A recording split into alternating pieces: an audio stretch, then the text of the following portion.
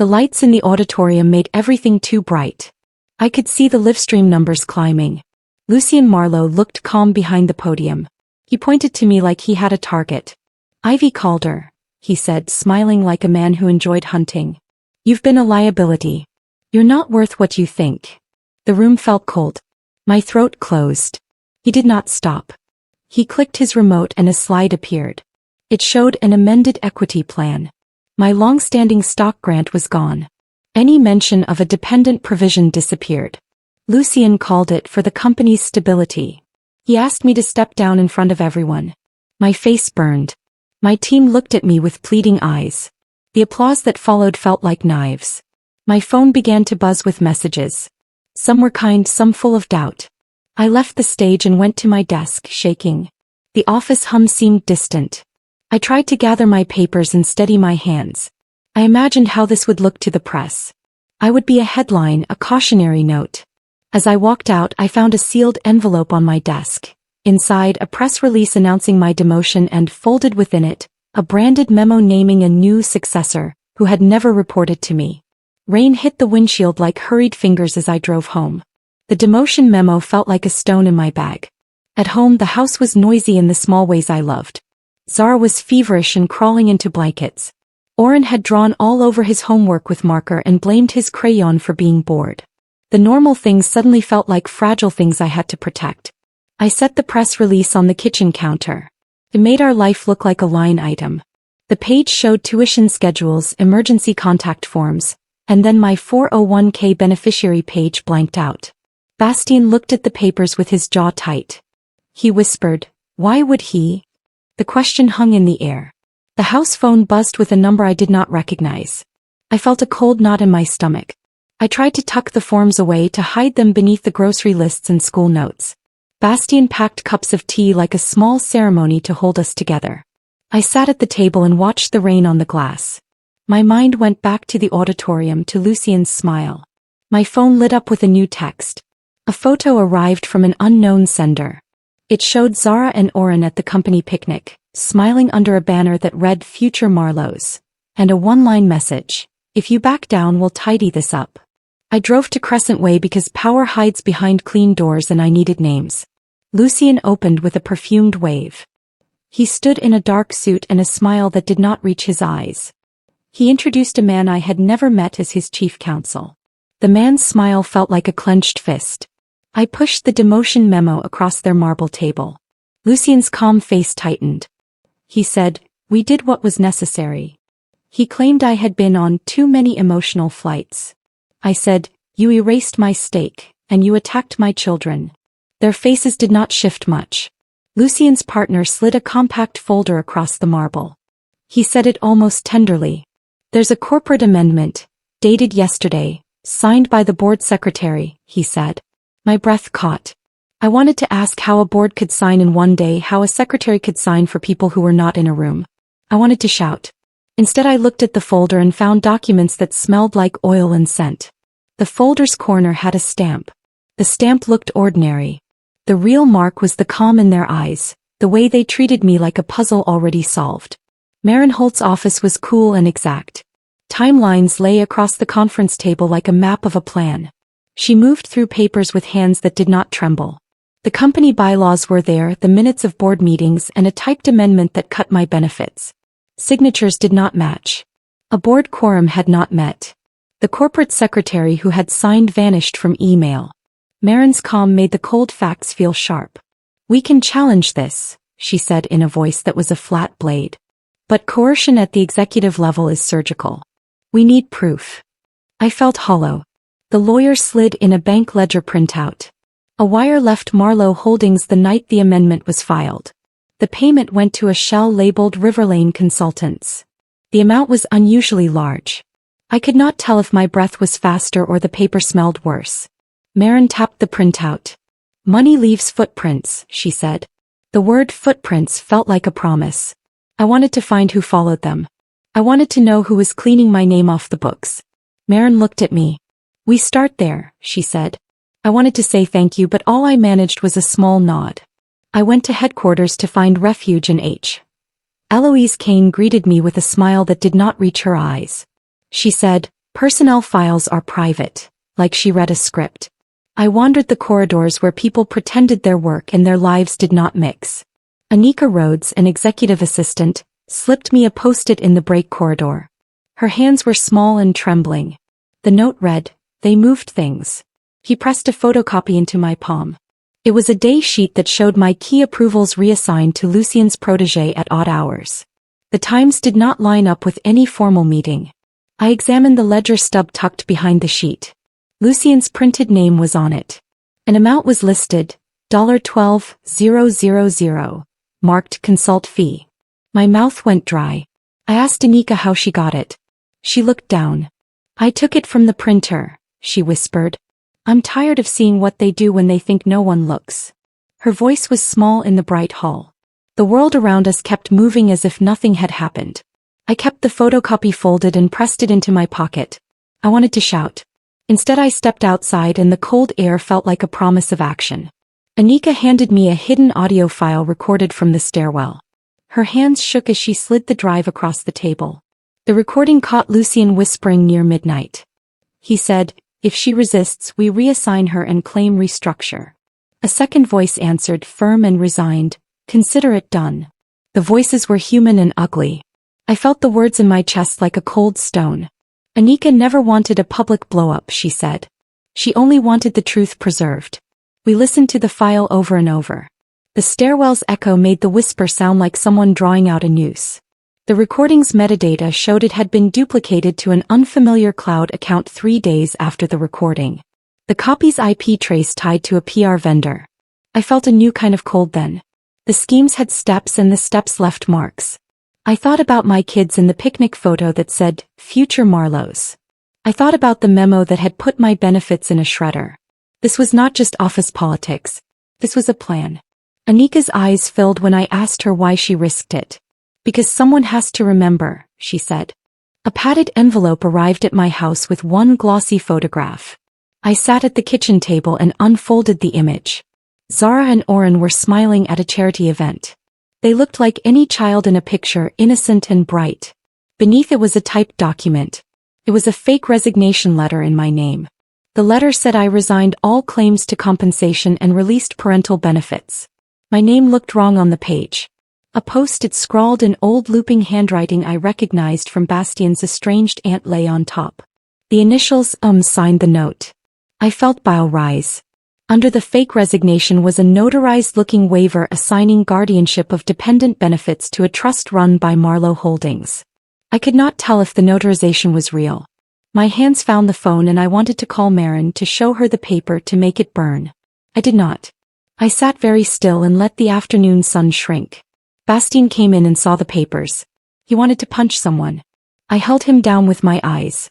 I thought of my children in the picture. Someone used their faces like a weapon.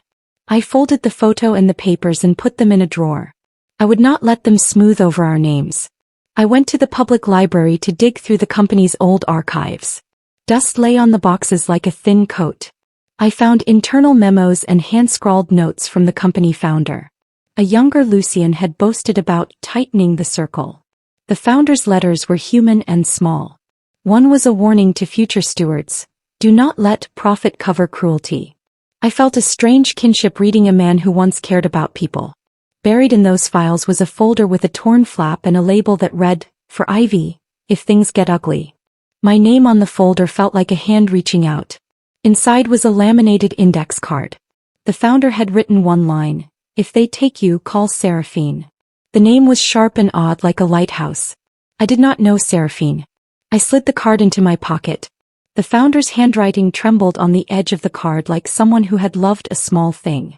I pressed the paper to my chest and felt something in me straighten. There was a promise in that paper, placed long ago by another person who had known power could be cruel. Lucien's outside counsel called with a hidden offer. Came through like a soft trap. "Sign a confidentiality agreement and accept a modest severance," they said. "Take future consideration, and drop any challenge."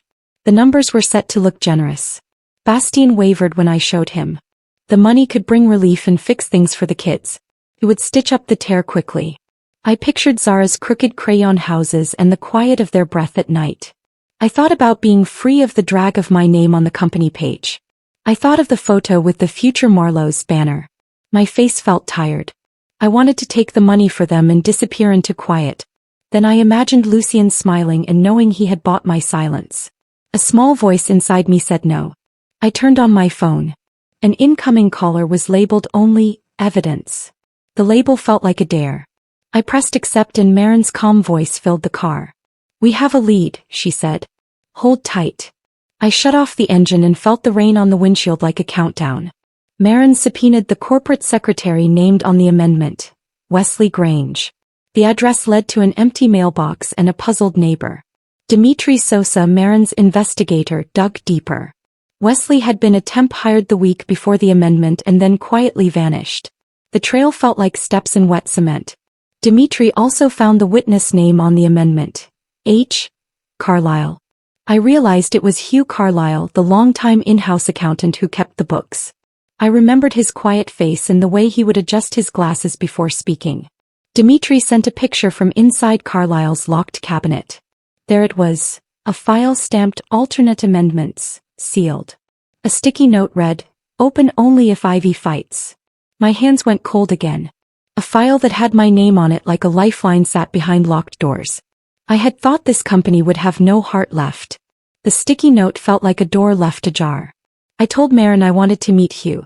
She nodded and said, we will be careful. My chest felt like a drum of fear and a beat of something else. Hugh agreed to meet under a street lamp at night. He looked thinner than I remembered. His coat was buttoned up too tight against the wind. He moved like someone who had not slept in a long time.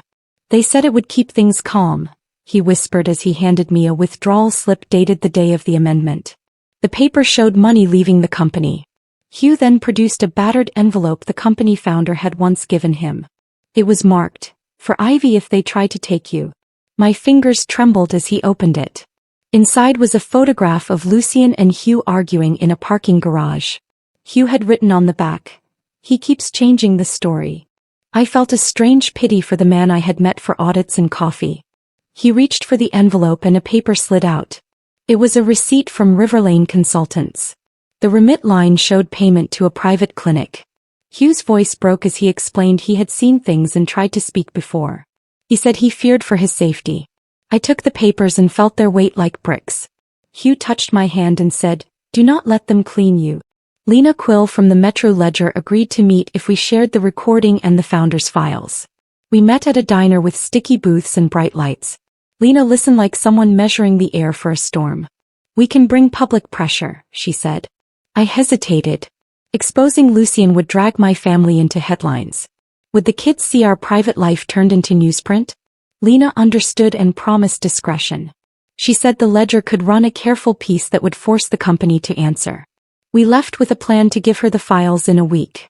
2 hours later my email chimed with a doctored headline. The line read, disgruntled executive plots to steal from Marlowe. Screenshots of fake memos showed me taking company secrets. My stomach dropped. Social media began to fill with forged screenshots. Someone had planted a smear to discredit me before I even took a step. I felt anger and fear mix into something hard and cold. Lena told me we should expect pushback. Marin said the smear would not stop us. I closed my laptop and watched the world flood with whispers that wanted to drown the truth. The Ledger's newsroom hummed like a hive. Lena showed me the smear network. Fake profiles and paid commenters pushed lies. A shadow blog churned fabricated claims. Lucien's PR firm had reach and muscle. Lena urged a counterstrike to show evidence and force a public conversation. Marin proposed a defamation suit. The lawyers moved like chess pieces. Meanwhile, my son's preschool called. Someone had posted the doctored memo on the parent forum and asked why my children were not real company children. The teacher's voice trembled when she told me. I felt embarrassment in my cheeks like sunburn. A neighbor crossed the street and said nothing. Bastien wanted to answer every attack with a punch. I wanted to shelter my kids from every glare. I took Zara and Oren to the market and pretended to buy apples while my phone buzzed in my bag with angry notifications. Lena said the smear tried to make people look away from the real issue, executive abuse. I held my children's small hands and tried to mold my face into something solid for them to hold. Zara stopped singing. Her small voice fell quiet at dinner. Oren clung to me in the grocery store aisle. People whispered about family values like they had a right to judge. Bastien wanted to answer publicly and smash their faces with facts. I wanted to hide and sow warmth around my kids. I took Zara to the attic and read to her from the founder's letters. The pages smelled like dust and calm. They told simple stories about Cookie Fridays and hide and seek under the director's desk. Zara smiled at the story about a director who tried to hide from birthday cakes. She pointed at a margin note in the founder's handwriting, "Protect Calder." Next to it was an arrow to a page torn out. My mouth made a small sound. Someone had removed a page that mattered. I kept reading, careful to make my voice a shelter. The children played quietly while the world tried to turn what I had into rumor. I folded the letters and tucked them into my coat pocket. The missing page felt like a missing tooth. I promised myself I would find it. Marin filed for an emergency injunction to freeze transfers from my stock account. She wanted to prevent Marlowe Holdings from reassigning my benefits. Lucien answered with a certified board resolution claiming the amendment was legitimate. He said I had been terminated for cause. The judge set a preliminary hearing in 2 weeks. I felt the calendar like a countdown. Buried in court exhibits, Marin found a line that made my blood run cold. A stamped addendum read, "Additional amendment, fully executed April 3rd. The signature below looked like mine. My stomach lurched. I had not signed any such paper. The court clerk frowned when I told her. Marin set to work, calling in experts and examiners. I watched as evidence moved from hands to hands. I felt hollow and raw, like a wound being poked and stitched. I slept in fits and woke with pages strewn across the bed. Marin sat with me and said, "Forensic analysis can show forgery." I wanted to believe. I wanted the paper to be a lie. I wanted a clean page. The judge's calendar seemed heavy as a stone. 2 weeks felt both long and short. Marin called a forensic document examiner to study the signature. The report came in with details so small they seemed strange. Ink composition and pressure patterns did not match my usual handwriting. The examiner noted microscopic fragments of a rare ink. That ink matched a pen Lucien habitually used. The analysis explained pressure differences where the forged signature tried to copy the flow of my hand. It read like a map of deception. Then came the footnote that made my stomach turn. Someone had tried to bribe the examiner to delay submitting the report. Marin's jaw tightened when she read the note aloud. "They will try anything," she said quietly. I thought about the padded envelope and the fake resignation. I thought of the picnic photo and the blackmail. The world had become a place where truth needed guards. I wanted to shout about the ink and the pen and the attempt to buy time. Instead I breathed and let Marin set a trap with the evidence. She said we needed the examiner's testimony in court. I felt the weight of small things add up to a shape we could use. I went back to the archive where the founder's items were stored. There, in a shoebox, I found a cassette labeled in looped handwriting, "For Ivy, if they try to erase you." I had no cassette player, but Marin brought one to the office. When we pressed play, an old man's voice, soft and stubborn, came through. He said, "Make sure Ivy's children aren't counted out." Then the tone shifted and a muffled, furious voice said, "We'll make sure she can't fight." The tape's edges crackled like old paper. In the background of the tape, a quiet beep repeated. Marin had recognized the sound. It was the audio signature of a corporate intercom linked to the CEO's office. The beep tied the room in the tape to a place Lucien used. I felt a strange rush of warmth and terror. The founder's voice seemed to offer a hand across time. Marin said the tape could be proof of Lucien's knowledge. I sat very still and listened again. The founder's words were a candle against the fog. I pressed the cassette into my palm and felt the thinness of it like a small, brave thing. The company's named executor of the founder's legacy, Eleanor Stroud, had been removed. The week the amendment passed, she was listed as incapacitated. Marin subpoenaed her records and learned she had been spirited to a clinic out of state. I felt a cold clench in my chest when I heard the news. Dimitri sent a dusk photo of her porch. Gloves with Lucien's initials lay on the bench like a sign. The gloves seemed small and stupid, but proof is often small. Marin said we might need to find Eleanor and get her statement. I wanted to drive there and drag her home. Instead we read reports and followed calls. Eleanor's assistant was shaking on the line. She said a man had come and told her Eleanor needed rest. She signed papers that she later said she had not read. I thought about the founder's tape and the audio beep and the way rooms leave traces. Everywhere I turned, Lucien's moves felt like a hand on a chessboard, pressing pieces into place. We had found cracks, but did we have the light to widen them? At 2 a.m. Hugh Carlyle called from a payphone in a supermarket parking lot. His voice was raw and small. He said he had faxed a confession years ago to a lawyer naming Lucien as the one who coerced board changes. He said he was terrified. "They come for anyone who blinks," he hissed. He promised to file it now but then whispered, "Someone's at my door." The line went dead. I felt cold and sick. Dimitri raced to Hugh's house. He called back minutes later with news that made the air press on my chest. Hugh's house had been ransacked. The confession fax had been ripped from the shredder. My hands shook when Dimitri told me. All the careful edges we had gathered seemed suddenly vulnerable. Marin asked how the confession had been missing. Dimitri said it was a targeted move. Someone did not want the truth out. I thought of Hugh standing under the street lamp and the fragile paper he had offered. I thought of the old man with the cassette and the sticky note. We had to act faster than fear. I visited the founder at Riverbend, a respite facility where he now lived, small and slow.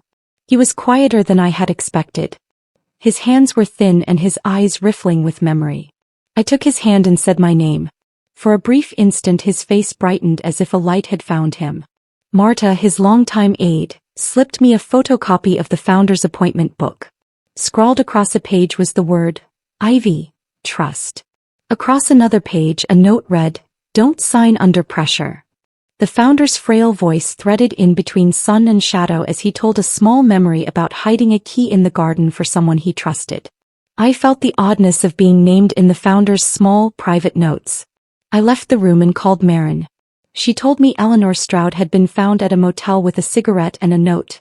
They threatened me. It felt like living in a house of cards. Each small paper we held seemed to shake in the wind. I folded the copy of the appointment book and pressed it to my chest as if warmth could make it strong. Dimitri traced the cloud copy of Anika's recording to a corporate email tied to Marlowe Consulting. He followed the payments from that shell to a PR cleanup firm used by elites. The paper trail began to look like thin thread connecting distant things. He found a storage camera angle at Marlowe HQ that showed Lucien entering my office the night the amendment was signed. He carried a briefcase. The footage was corrupted in the crucial minutes, but one frozen frame revealed a ring on Lucien's hand. The ring had a crest that did not match the Marlowe sigil. It was carved like a secret. Dimitri dug deeper and learned the crest belonged to a disinherited branch, the Stroud court lineage. I felt a new thread attached to the map of the plan. This line connected wealth and old grudges. The ring suggested alliances that hid behind family names. I thought of Madame Liss, an elderly cousin who tended to old maps. I felt close to something like proof. It was messy and small, but proof is often messy and small. I tracked down an elderly cousin, Madame Liss, who kept family papers under a heavy tea cozy. She handed me a yellowed estate map. The map named a private path to the founder's study, a place where he met trusted friends. The map's lines were drawn by a steady hand and smelled of old paper. Madame Liss held out a rosary. She said she had hidden a key in the rosary once for the founder. In her small, bright voice she revealed she had given the founder a sealed envelope to be opened only if his circle were compromised. The envelope had a key and the key had been placed in the rosary she always wore. I felt a strange warmth at the thought of someone keeping a small handhold for me. Madame Liss's eyes shone. He pressed the rosary into my palm. I felt its beads like small seeds of trust. The crest on Lucien's ring matched a corner of the old map. I took the rosary and felt a heavy whisper of history. We were starting to collect answers from places no one thought to look. Someone smashed my mailbox and planted a USB drive among the junk. I expected threats, but the drive held footage that tilted the world. The gala surveillance showed Lucien arguing with a quiet man, then slipping him an envelope. The man later deposited a large sum into Riverlane's account. The final clip came from inside the founder's study the night the amendment was executed. It showed Lucien entering with a briefcase and a strange device. The frame froze on a sticky note on Lucien's desk. "Open if Ivy moves." The footage was grainy but precise. Marin watched and said the deposit trail linked the envelope to Riverlane. Dimitri cross-checked bank times and found matches. The gala clip and the study clip tied Lucien to money and to presents. Proof pressed like a hard stone in my palm. I felt the current of fear and relief mix. We had things that could not be easily dismissed. Yet someone had corrupted video minutes before something crucial. Someone had planned for erasures. The sticky note felt like a guardrail. The USB drive had been a small ransom for truth. Court was bright and very loud. Marin laid out evidence like a careful builder setting stones. The cassette played the founder's voice. Anika's recording whispered Lucien's plan. Hugh's partial confession was there, though pieces were missing. The gala footage and the deposit trail formed a line that connected money to movement. Dimitri played the frozen frame with the odd crest. Lena streamed an exposé and the newsroom hummed like bees at a honey jar. Lucien's counsel sputtered objections, but the judge overruled them. The public watched. Friends and strangers sent messages. I felt a pressure in my chest as if the air itself expected something big. The judge was preparing a temporary ruling when a courier handed a sealed note. It was stamped with the founder's private notary and addressed to the court. The judge opened it with hands that did not shake. Inside was a page in the founder's handwriting. I appoint Ivy Calder custodian for the Calder dependents. The words felt like a hand on my shoulder. People in the gallery shifted. Marin's eyes were wet. The room felt suddenly lighter and harsher at the same time. I looked at Lucien and saw something like color drain from his face. The judge issued an injunction restoring my benefits and assigning me temporary oversight of the dependent trust. Lucien was ordered to repay suspect transfers and submit to an independent audit. The board placed him on leave pending mediation. Power had been turned, but I held it like a borrowed thing. I could strip control and I could punish. I chose something else. I instituted protections. Mandatory oversight, a fund for employees harmed by executive abuse, and educational grants in the founder's name. At home, Zara drew again and Oren taught me a clumsy dance. Bastien laughed until his face hurt. At night I locked the founder's final note in a drawer. My phone buzzed. Lucien's lawyers filed an appeal. I met Marin in a small room and slipped a thumb drive into her palm. It was a final recording from Hugh's hidden recorder. He had kept it hidden and given it to me when the world felt too sharp. Marin pressed play. Lucien's voice filled the room, rough and small. I never meant to make her worthless, he said in a moment he thought no one could hear. The words fell like something that needed to be true and was not. I sat back and listened as the truth, clumsy and human, spilled into the quiet.